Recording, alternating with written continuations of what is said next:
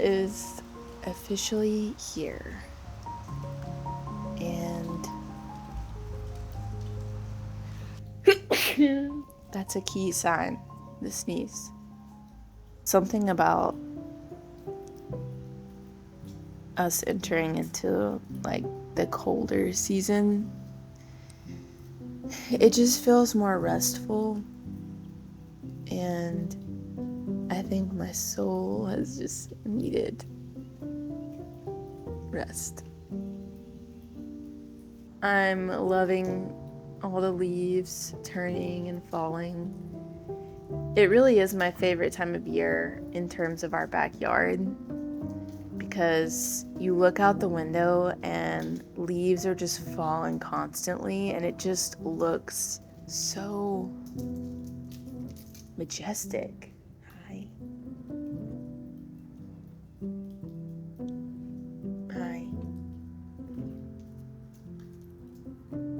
All right, go on. You really want to be in this shot, don't you? Normally, I'm really busy in the fall with weddings, and this has been the chillest fall I think that I've had in the last 10 years. So I'm grateful for that. You know, this whole year, I just feel like, obviously there's a part of me that's like, man, I wish I was a little busier, you know, like I wish I had more business, but I know that God's just been protecting me, because I don't think I could mentally handle it, you know? So I'm just thankful for the margin that I have to just rest and take care of myself. And yeah, like I don't feel rushed, and I don't feel like I have to like really push myself to heal faster, even though I want to. Like I really want to just be past this, but I know that it's good for me to just take my time. So I do have a lot of like projects going on. I feel like with the extra margin that I've had, I've been able to lean into YouTube more, and that's been cool because it's opened up, you know, these opportunities to work with brands, and it's really motivated me to just put more time towards it, because in the past it's always just been like a hobby that sat on the back burner, and when I like randomly felt motivated to make a video, then I would. But now it feels like I feel like I have, you know, an audience that I've built and a community, and then I also am working with brands where like now I have like obligations and deadlines, and I also want to like keep my audience engaged, and I want to show up for you guys. So that's just been a cool thing that's happened this year. And I do want you guys to know how grateful I am for just you being here, and for being so incredibly kind and supportive to me during this time, and like sharing your own experiences with me and just encouraging me. I mean, it means so much to me, and it really is. It's crazy how there's so many of us that like navigate the same things.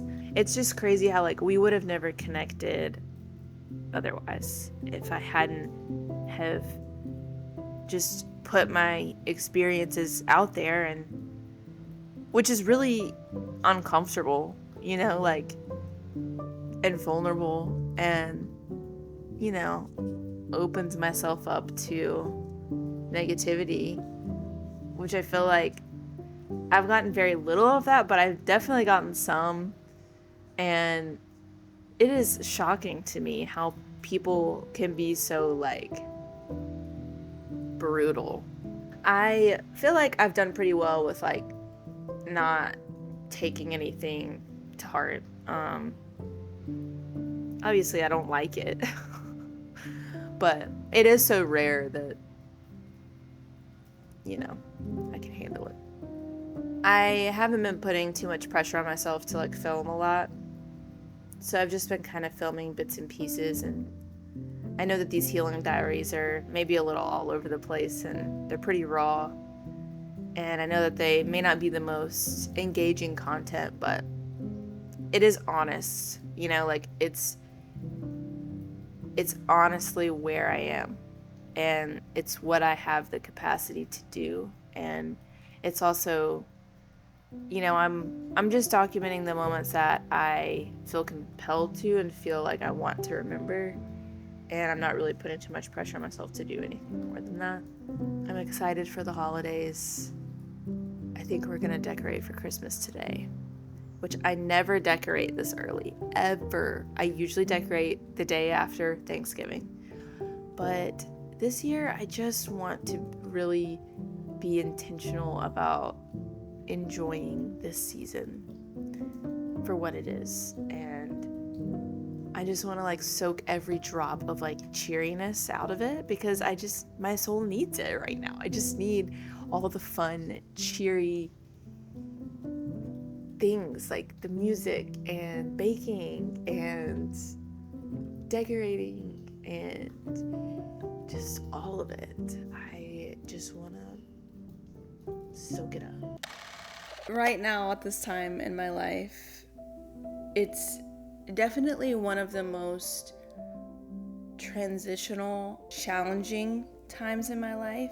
When you're going through something hard, or you're going through a big life transition, or you're under a lot of stress, the temptation is always to like check out. It's always social media. In moderation, yes. Like, I think social media is an incredible tool, obviously. Like, I'm able to sit here and share my ideas and connect with people. There is a fine line.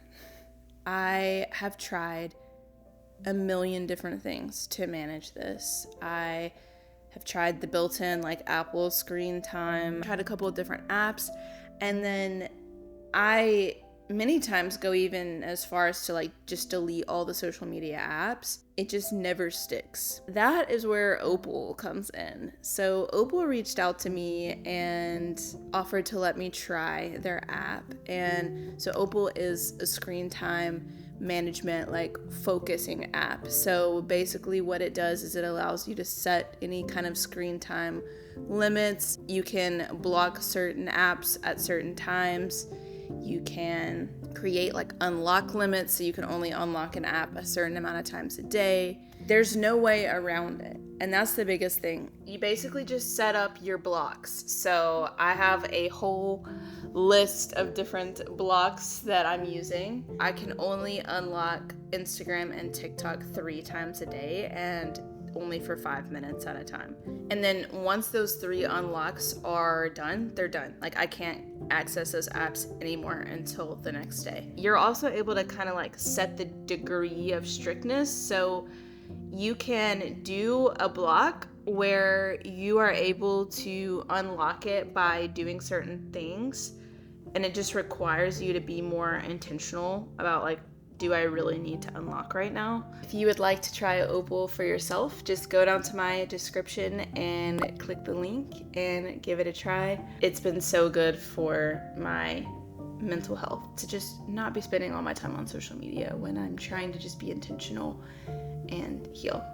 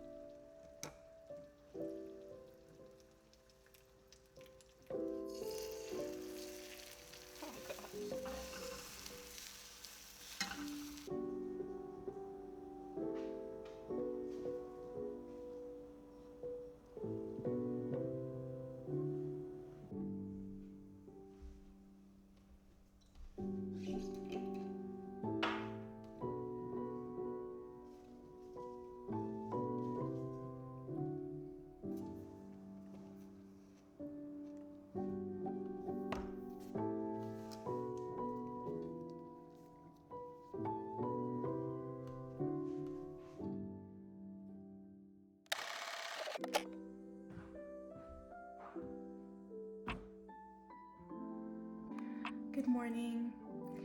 So I'm just doing some editing and then I gotta go vote. It's election day. So it's always like really crazy. I guess this is really only, let's see, last election I was 25, right? And then the election before that I was 21.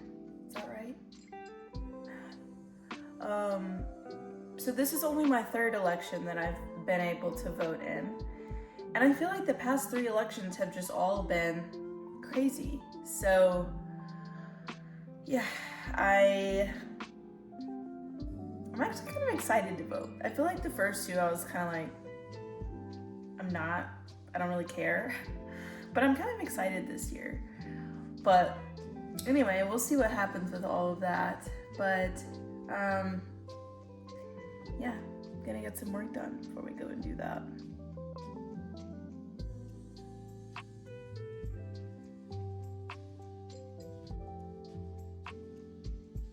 We're gonna go exercise our right.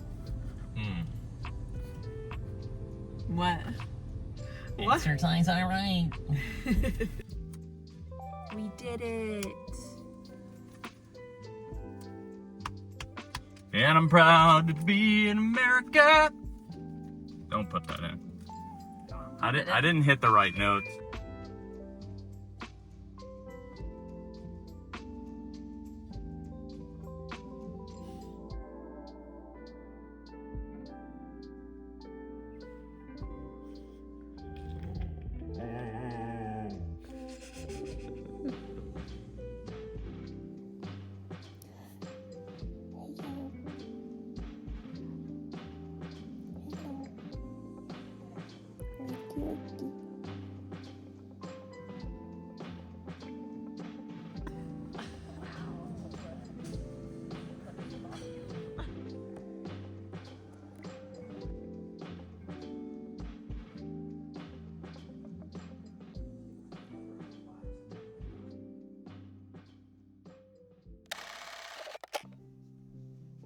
As we decorated our home for the Christmas season, I couldn't help but think about how different things looked last year around this time.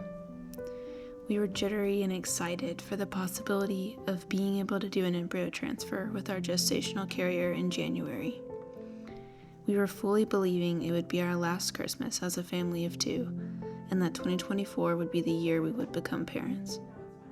Here we are a year later, and we are forever changed, yet in the opposite way we had predicted or hoped. Our home still feels empty and quiet, but in a whole different way. I wish our little one was on the way, and that it was all just a bad dream. But God is teaching me that it's not always about the outcome as much as it is about the journey to get there. I don't want to miss what He's doing in our lives in the present by dwelling on the past or on the future we lost. I want hope to be reignited in our hearts and for our faith to only come out stronger. A friend texted me a couple of weeks ago telling me that she was praying that God would bless us with a new song in our hearts. Each day I turn my ear to Him, and the new song gets a little louder and my heart feels a little lighter.